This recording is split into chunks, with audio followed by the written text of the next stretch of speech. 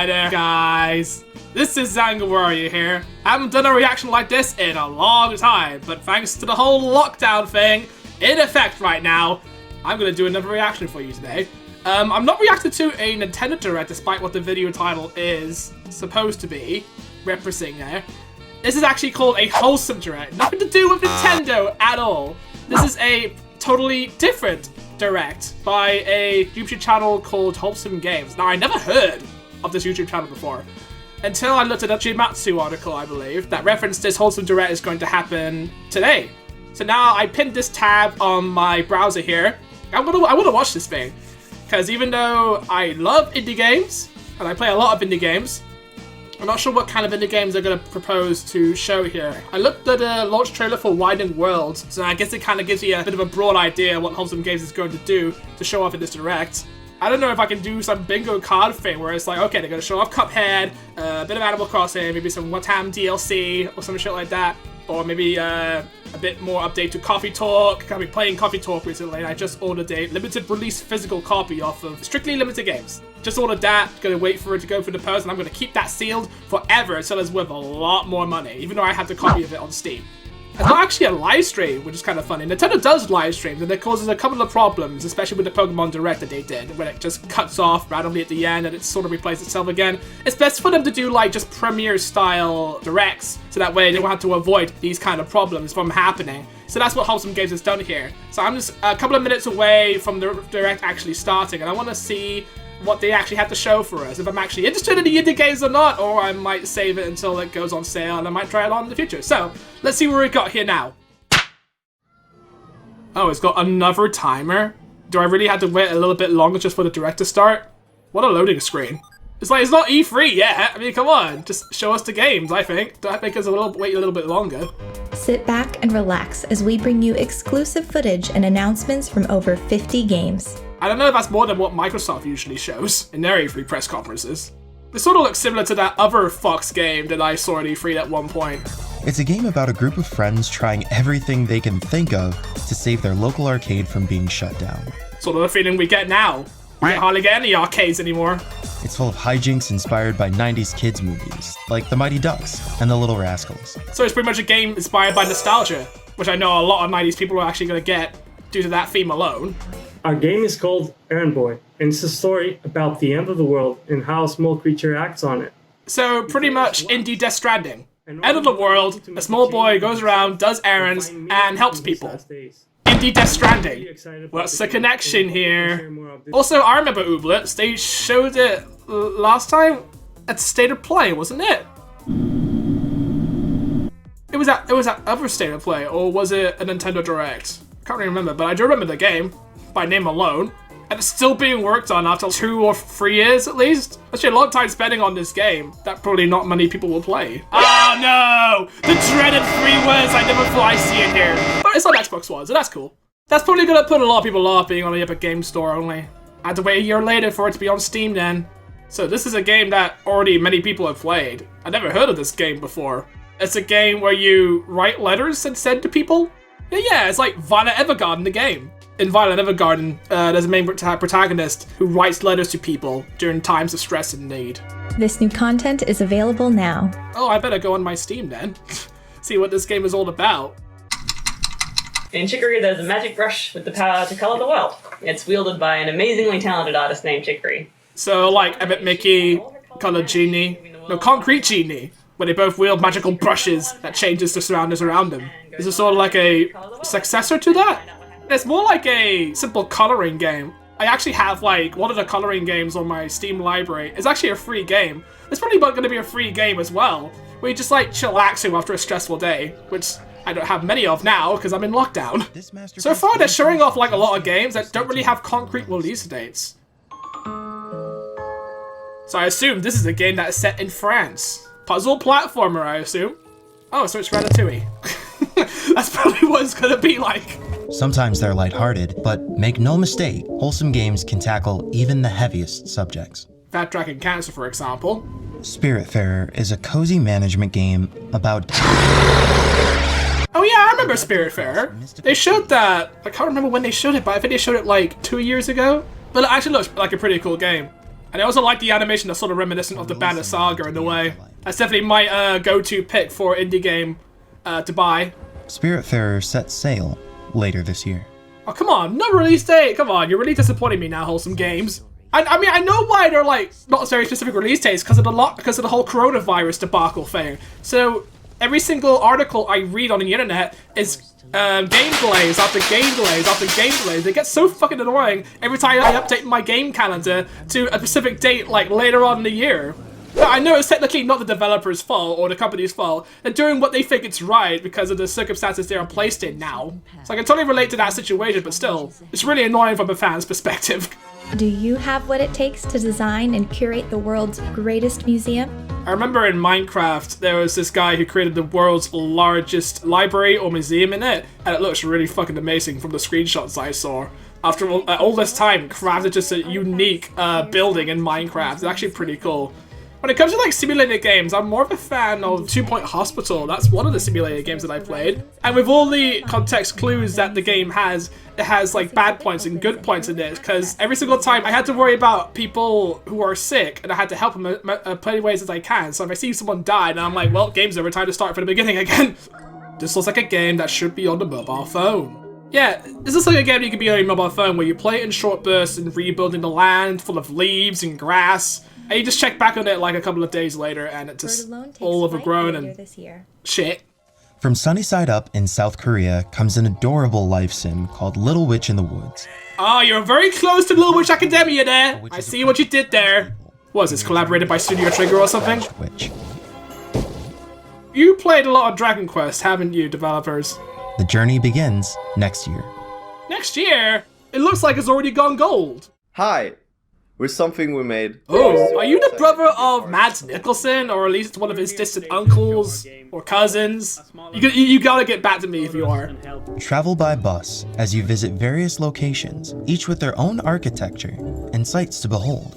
I remember when I was playing the game Firewatch and the whole game had the gameplay concept of using your own camera to take pictures of shit. And I remember they had this whole service online where you could actually take your screenshots and you send your home address and they actually post you Polaroid photos of the in-game screenshots that you had, which is actually really cool. This is Winding Worlds, available now on Apple Arcade. They just love that green screen effect she's got on there. I bet she was like using Zoom and she used that to record because when you use Zoom, it has this green screen effect where you don't even need a green screen. So things could go awry when you're actually doing this and then your body parts don't actually sync up very well. It just gets caught in the whole ether of nothingness. And I also saw this launch trailer, so skip.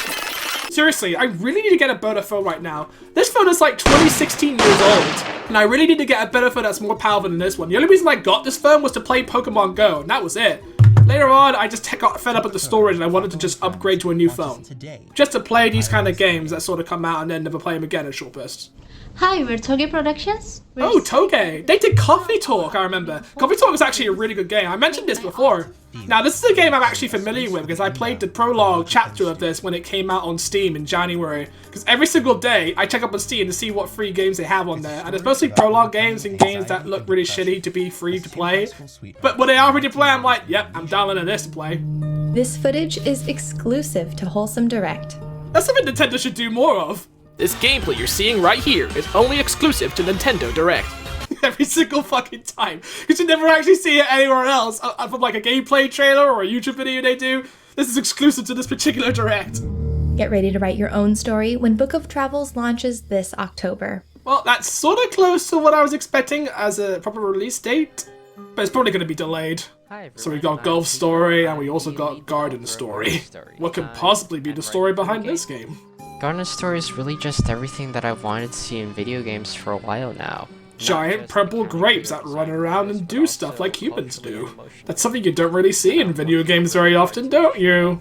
So this is going to be like one of those short exploration games. I assume that the game length of this is not going to be very long, like at least half an hour to like an hour long. But they probably add a little bit more replay value to it, having like a lot of collectibles and achievements to unlock and shit. Achievements that will be probably really hard to accomplish anyway, and asks a lot of your time just to get them. Oh, don't you love this text format in this presentation as well? Just look at the lovely text font. That's the one I use. What is it called? Comic Sans? Now this is what I call voice acting.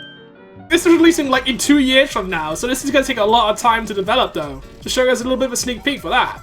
If you're still waiting for Tony Hawk Pro Skater Remastered to come out, Skatebird. Just thought I might mention that for people who are impatient. So we got a bird who is a skater boy, and we also got a dog who is a skater boy. Which animal is the best you want to skate with? A game about unpacking. To be fair, if I wanted to move out and learn about unpacking stuff in the right order, I should probably play this game next year. It might be much more useful. Again, this is more cusp of like a mobile game, because if you look at the corner, you can buy gems and other sort of shit, which probably is going to have in-game purchases. Also, this seems like my kind of game, involving the puzzle elements. Again, I'm a really big sucker for puzzle games, because again, it really tests the mind and how I can approach certain situations using logic. I don't know if you guys actually feel the same way as I do, but I feel like a really good game is the one that poses a lot of challenge to myself, and I pick those games up really immediately. I think this music's been looping for like 3 times now. Before we go, let me show you like a highlight reel of games that last for like 10 minutes, just in case you weren't excited that we got so many games to share. Join us again next year for Wholesome Direct 2021. Where we release games that will come out in 2023. But until then, here's one last surprise. Also, we gotta get off the one last thing. The see this game really teases my surpriseness factor.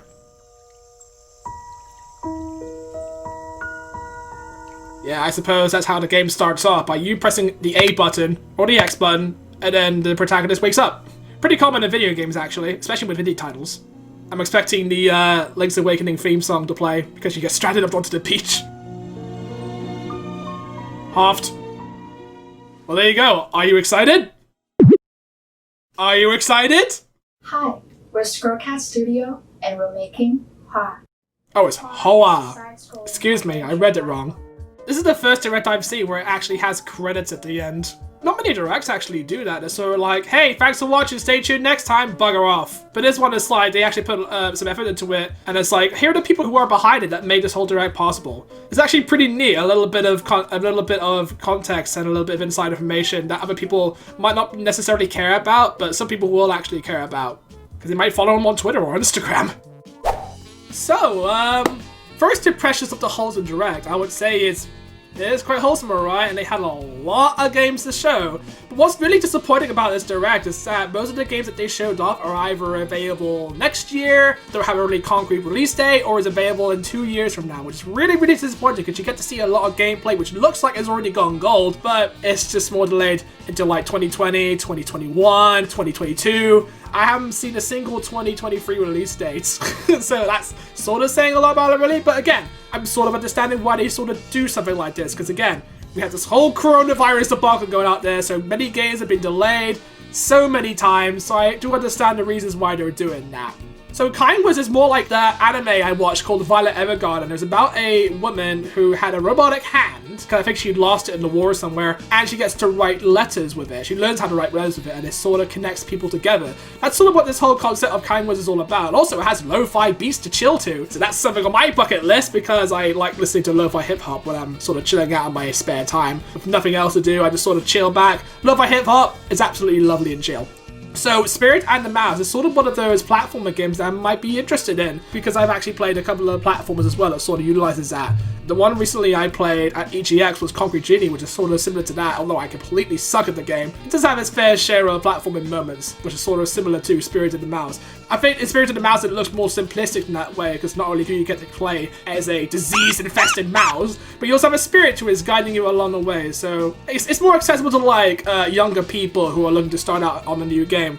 Bird Alone looks more like a mobile game where you play in short bursts and just rebuild the land around you. Little Witch in the Woods, however, it looks like it's already gone gold, but apparently it's going to be released in like next year. This might be a game that might be worth picking up because of the crafting system alone. It might be wonderful just to actually like play around with the potions and the items that you're crafting around. So it'll probably test my range of knowledge when it comes to exploring certain sections of the game and just sort of building items and having a whole giant inventory and just to get a couple of achievements along the way. So the one thing I liked about Togi Productions was that they did Coffee Talk, and it was a game I have actually played, and it's actually a really cool game because it's sort of people who have conversations with each other, just discovering who they are, and they sort of come to a coffee shop just to chill, pretty much. So a nice relaxing game that doesn't really beg much attention unless you really want to worry about the story or anything, because there is a story in Coffee Talk, but I wouldn't want to get into that because of risk of spoilers towards the end. The Space for the Unbound is a prologue that I've actually played, and it has gripped me for a certain while. So I'm gonna add this game to my wishlist on Steam, so if you excuse me. When it comes to rainy season, it's just like, hey, you're bored, you're in a storm, and shit is happening around your house, so here you go. When you're stuck in like a storm on a rainy day, and you play the game when you're stuck in the storm on a rainy day inside a house, I think it's sort of meta in terms of that, so it's going to be the kind of condition, probably the only way to play and experience this game if you're stuck in a situation that these characters are stuck in. That'd be pretty funny. And also, the final game I'm also going to talk about is Wayward Strands. It does look like an interesting game where you sort of unravel the mysteries behind the airship that you are in. It sort of speaks to me because I played point-and-click games with Broken Sword and recently Broken Age from Double Fine. But I'm speaking more predominantly on Broken Sword because those are the series of games that I played a lot of. And I ended up ending up enjoying them because of the story and the dialogue in between characters. It's so witty and funny, and I could not stop laughing my ass off because the characters in there are so funny and witty, and it actually engaged me in the story. And plus, some of the puzzle elements in the game also made me chuckle as well. It's just so absurd and ridiculous how they tackle certain situations in the game. So I'm hoping that Wayward Strand, I mean, it's not going to be like some sort of light-hearted, humorous take on like the whole point-and-click genre, but it's sort of going to be a little bit more tamer to that.